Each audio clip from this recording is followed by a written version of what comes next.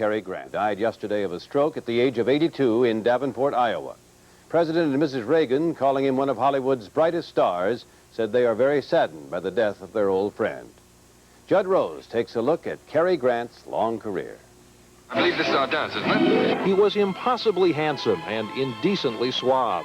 Was there ever a woman who didn't want him? Was there ever a man who didn't want to be him? Even Cary Grant once said he wanted to be just like Cary Grant. I know, I look vaguely familiar. In a career that spanned more than 30 years and 72 films, Cary Grant was Hollywood's greatest romantic idol. To generations of fans, he had a way with women, the only way.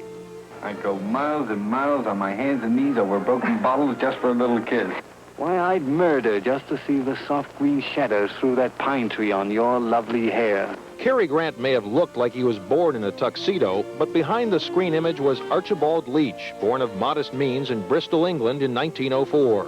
In his early years, he traveled the vaudeville circuit and eventually arrived in Hollywood, where he caught the eye of Mae West. It was the young Cary Grant to whom she made her memorable invitation. I should come up sometimes, see me. I'm home every evening. Yeah, but I'm busy every evening. The screwball comedies of the late 30s made him a star, etched in our minds the image, that irresistible blend of sophistication and slapstick. Only Cary Grant could be both silky and silly. Nothing's gonna hurt me anymore.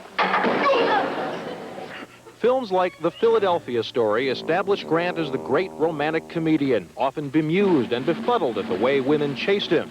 If he sometimes kept his leading ladies at arm's length, well, in the end, they had him right where he wanted them.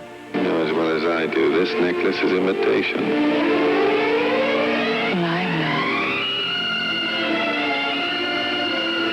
In middle age, Grant lit up the screen in a series of Alfred Hitchcock thrillers. Movie classics like Notorious and North by Northwest saw Grant, as usual, being chased.